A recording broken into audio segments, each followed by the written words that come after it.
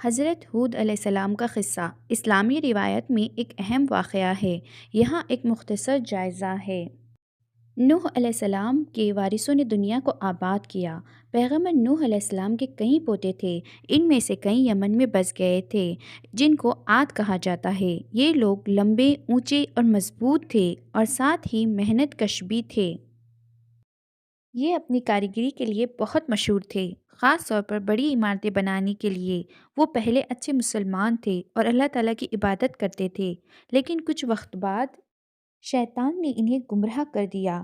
عاد قبیلے کے لوگوں نے پتھر سے بت بنائے اور انہوں نے بت پرستی شروع کر دی۔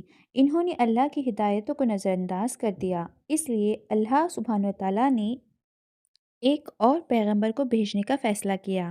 اس بار اللہ تعالیٰ نے پیغمبر ہود علیہ السلام کو بھیجا تاکہ وہ لوگوں کو دین کی دعوت دے سکے۔ اللہ نے مجھے تمہارے لیے بھیجا ہے، وہی ہے جس نے تمہیں سب کچھ سکھایا، اسی نے تمہارے لیے یہ کائنات بنائی ہے۔ اللہ ایک ہے اور تمہیں اس کی ہدایتوں پر عمل کرنا چاہیے۔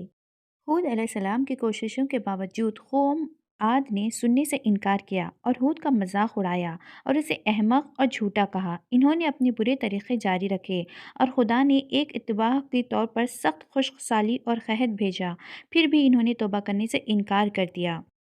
اچانک موسم بدل گیا، بے حد سرد ہوائیں چلنے لگی۔ یہ ہوائیں دن رات بڑھتی چلی گئی، جس نے نہ صرف درختوں، پودوں اور آدمیوں تک ہلا ڈالا۔